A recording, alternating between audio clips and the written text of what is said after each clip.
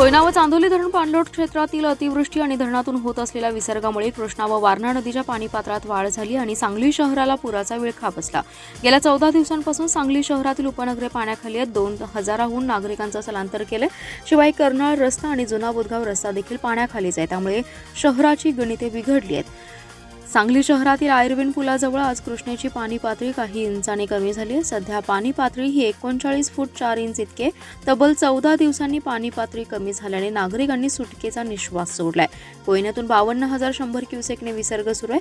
भारतीय हवामान खात्याने सातारा जिल्ह्याकरिता रेड आणि ऑरेंज अलर्ट दिला, त्यामुळे सध्या नदीची पाणी पातळी कमी होत असली तरी धरण आणि मुक्त पाणलोट क्षेत्रामध्ये पाऊस सुरूच आहे। जुनी पेन्शन योजनेसाठी सरकार विरोधात लढा सुरू आहे, तरी देखील सरकारला अद्याप गांभीर्य दिसत नाही। विधानसभेच्या निवडणुकीत जो जुनी पेन्शन देईल त्यालाच मतदान करणार असल्याची प्रतिज्ञा करत सरकारला इशाराच देण्यात आलाय। जुनी पेन्शनच्या मागणीसाठी महाराष्ट्र राज्य जुनी पेन्शन संघटनेच्या वतीने जिल्हाधिकारी कार्यालयावर मोर्चा काढण्यात आलाय। या जुनी पेन्शन संघटनेच्या मोर्चाला जिल्ह्यातील 45 कर्मचारी संघटनांनी पाठिंबा दिलाय। यावेळी अमोल शिंदे म्हणाले, जुनी पेन्शन योजनेसाठी कर्मचाऱ्यांची आग्रही भूमिका पाहता नवीन पेन्शन योजनेत बदल करत गॅरंटेड पेन्शन स्कीम आणण्याचा विचार सरकार करत आहे, पण या योजनेसाठी कर्मचाऱ्यांच्या पगारातून 10% रक्कम कपात होणार आहे। त्यामुळे केवळ नाव बदलून पुन्हा कपात आधारित पेन्शन योजना न देता जुनी पेन्शन योजनाच लागू करावी। महाराष्ट्रात जवळपास 17 लाख सरकारी कर्मचारी कार्यरत आहेत। येणाऱ्या महाराष्ट्र विधानसभा निवडणुकीत हा मुद्दा महत्त्वाचा ठरणार असून आम्ही कर्मचारी वोट फॉर ओपीएस यावर ठाम असणार आहे। निवडणूकपूर्वी सरकारने जुनी पेन्शन योजना जाहीर करून कर्मचाऱ्यांना दिलासा द्यावा अशा मागण्या करण्यात आल्या। या मोर्चाला काँग्रेसचे शहर जिल्हाध्यक्ष पृथ्वीराज पाटील आणि शिवसेना जिल्हाप्रमुख संजय विभुते यांनी मोर्चात सहभागी होत जुनी पेन्शन मागणीला पाठबळ दिले। भाजपाचे राजकारण घाणेरडं असल्याची टीका खासदार विशाल पाटील यांनी केली आहे। लोकसभेत मुद्दाच मांडला जाऊ देत नाहीत असा आरोप विशाल पाटील यांनी केलाय। यापुढे आता 2/3 विचारांचे सरकार येणार असल्याचं ते म्हणाले। भाजपाच्या लोकांच्या राजकारण खूप घाणेरडं असतं। लोकसभेत मुद्दे मांडत असताना तिथे ओरडावं लागतं। ओरडल्याशिवाय मुद्दा मांडू देत नाहीत, पण तुमचा मुद्दा मांडण्यासाठी, तुमची कामे करण्यासाठी रोज मिठाच्या गुळण्या कराव्या लागल्या तरी चालेल, पण तुमचा मुद्दा, तुमचा आवाज दिल्लीत लोकसभेत मांडणारच। सत्ताधारी भाजप काँग्रेसचा आवाज दाबण्याचा प्रयत्न करत असल्याची टीकाही त्यांनी यावेळी केली आहे। जत तालुक्यातील एका कार्यक्रमात ते बोलत होते। लोकसभेची आकडेवारी जर पाहिली तर आगामी विधानसभेत काँग्रेसचं सरकार महाराष्ट्रात येईल असा विश्वास विशाल पाटील यांनी व्यक्त केलाय।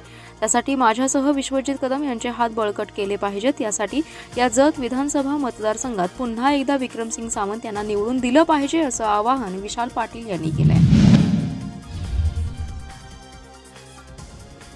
सांगलीच्या शनिवार बाजारात रात्री 10 ते 12 या वेळेत स्वच्छता दूत दीपक चव्हाण यांच्या नियोजनानुसार सांगलीच्या सिंगिंग स्टार म्युझिक ग्रुपच्या गायकांनी रात्री स्वच्छता मोहीम राबवली आहे। महापालिकेचे आयुक्त शुभम गुप्ता यांच्या मार्गदर्शनाखाली ही स्वच्छता मोहीम पार पडली।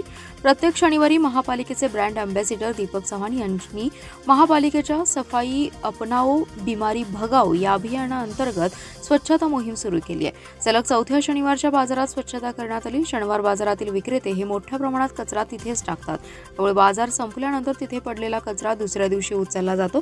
त्यामुळे दीपक चव्हाण आणि टीमकडून शनिवार बाजाराची स्वच्छता करत 2 तासात तो परिसर कचरामुक्त केलाय।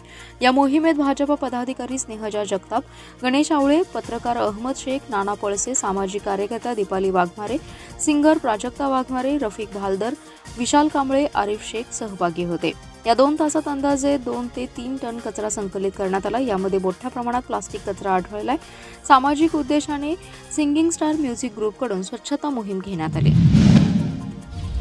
महापालिका क्षेत्रातील मुख्य रस्त्यांवर 6 महिन्याच्या आत मोठे खड्डे पडू लागल्याने रस्त्याच्या दर्जाबाबत प्रश्न निर्माण झालेत। 100 फुटी रस्त्यावर खड्डा पडल्याचं प्रकरण ताजं असतानाच आता अहिल्यादेवी होळकर चौकात पुन्हा रस्त्यावरच मोठा खड्डा पडलाय। त्यामुळे आयुक्त शुभम गुप्ता यांनी तातडीने शहरातील मुख्य रस्त्यांचा दर्जा तपासणीसाठी अधिकाऱ्यांची नेमणूक करणं आवश्यक आहे। सांगली येथील राजश्री शाहू महाराज मार्ग म्हणजे 100 फुटी रस्त्यावर 4 दिवसांपूर्वी भले मोठे भगदाड पडले। मे महिन्यातच या रस्त्याचं काम झाले। 3-4 महिन्यातच या रस्त्याचा दर्जा खराब झालाय। काही दिवसांपूर्वी डीमार्ट जवळ असाच खड्डा पडला होता, त्यावेळी देखील रस्त्याच्या कामावर लोकहित मंचाच्या वतीने टीका करण्यात आली होती। आयुक्त शुभम गुप्ता यांनी याची गंभीर दखल घेत तातडीने रस्त्याच्या कामाची तपासणी केली। महापालिकेच्या अभियंत्यांना देखील बोलावून घेतलं होतं। दर्जात्मक काम करण्याचे आदेश दिले होते, पण आयुक्तांच्या आदेशाचं पालन अधिकाऱ्यांकडून झालं की नाही याचं उत्तर 4 दिवसांपूर्वी मिळाले. दिगंबर मेडिकल जवळ भला मोठा खड्डा पुन्हा पडला. या रस्त्यावर मोठ्या प्रमाणात वाहतूक असते. खड्डा पडल्यानंतर नागरिकांनी तातडीने वाहतूक थांबवली, म्हणून मोठा अनर्थ टळला. अन्यथा अपघात होण्याची दाट शक्यता होती. या विरोधात भाजप महिला आघाडी, लोकहित मंच, मनसेने खड्ड्यात उतरून आंदोलन केलं, पण प्रशासनाला जाग येणार तर कधी असा सवाल आता नागरिकांमधून उपस्थित होतोय. हा खड्डा मुजवण्याचं काम सुरू असतानाच अहिल्यादेवी होळकर चौकात रस्त्यावर खड्डा पडलाय. आज ऑगस्ट हा पहिला रविवार आणि आजच जागतिक मैत्री दिन.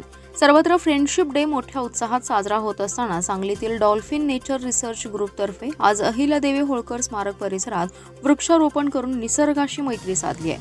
या ग्रुपतर्फे संस्थापक अध्यक्ष शशिकांत ऐनापुरे यांच्या संकल्पनेतून गेले 25 वर्ष हा उपक्रम अविरत सुरू आहे.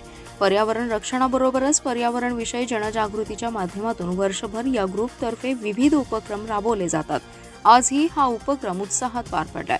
या भागातील माजी नगरसेवक विष्णू माने आणि डॉल्फिन ग्रुपचे मेंबर्स यांच्या उपस्थितीत रस्त्याच्या कडेला आणि मोकळ्या जागेत 50 विविध रोपांची लागवड करण्यात आली आहे. यावेळी कार्याध्यक्ष आदिती कुंभोजकर, डॉक्टर पद्मजा पाटील, मिलिंद सूर्यवंशी, दिनेश पाटील, वंदना राजमाने, पवन भोकरे, सुशांत कांबळे, अर्चना ऐनापुरे, प्रतिभा पालकर, प्राध्यापक अरुण कांबळे, बनपुरीकर, मनोज मुळीक, ज्येष्ठ नागरिक गोविंद जाधव, ऋषिकेश ऐनापुरे, मेघा पाटील, प्रभाकर जमादार, लता कदम, प्रवीण मगदुम यांच्यासह मान्यवर उपस्थित होते. यावेळी पर्यावरण प्रतिज्ञेतून निसर्गाशी मैत्री आणि पर्यावरण रक्षणासाठी सदैव बांधील राहण्याची शपथ देखील घेण्यात आली आहे. खटाव ग्रामस्थांच्या वतीने शैक्षणिक, सामाजिक, कृषी व सहकार क्षेत्रात उल्लेखनीय कामगिरी करणाऱ्या व्यक्तींचा सत्कार करण्यात आला. यामध्ये अंगणवाडी, प्राथमिक शाळेतील विद्यार्थी, माध्यमिक शाळेतील विद्यार्थी, 10वी उत्तीर्ण विद्यार्थी आणि महाविद्यालय पदवीप्राप्त विद्यार्थ्यांचा सत्कार करण्यात आलाय. कार्यक्रमाचं सूत्रसंचालन डॉक्टर जी.बी. पाटील यांनी केलं, तर कार्यक्रमाचं प्रास्ताविक प्राध्यापक डॉक्टर श्रीकांत चव्हाण यांनी केलंय. या प्रसंगी प्रमुख पाहुणे शरद जाधव यांचं सुख म्हणजे नक्की काय असतं या कार्यक्रमाचं आयोजन करण्यात आलं. गावच्या सर्वांगीण विकासासाठी लोकनियुक्त सरपंच ओंकार पाटील यांना आदर्श सरपंच आणि ग्रामपंचायत सदस्य संजय कांबळे यांना आदर्श जनसेवक पुरस्कार मिळाल्याबद्दल खटाव ग्रामस्थांकडून सत्कार करण्यात आलाय. सहकार क्षेत्रात उल्लेखनीय कामगिरी केल्याबद्दल श्रीकांत चव्हाण, आदर्श ग्रामसेवक पुरस्कार मिळाल्याबद्दल ग्रामसेवक रवींद्र गायकवाड, MPSC वर्ग 2 पदावर नियुक्ती झाल्याबद्दल भाग्यश्री शिरसवडे यांचाही सत्कार करण्यात आला. कृषी क्षेत्रात पुरस्कार मिळाल्याबद्दल तातासाहेब नागावे यांचा सत्कार करण्यात आलाय. 10वी परीक्षेत केंद्रात प्रथम आल्याबद्दल समीक्षा संदीप पवार हिचाही सत्कार करण्यात आला. द्वितीय क्रमांक मिळवल्याबद्दल पायल अतिश जंगम हिचा सत्कार करण्यात आला. याप्रसंगी उत्तीर्ण सर्व विद्यार्थ्यांना सत्कार करून गौरवण्यात आलं. आभार लोकनियुक्त सरपंच ओंकार पाटील यांनी मानलेत. या कार्यक्रमास आजी माजी सरपंच, उपसरपंच, ग्रामपंचायत सदस्य आणि ग्रामस्थ मोठ्या संख्येने उपस्थित होते.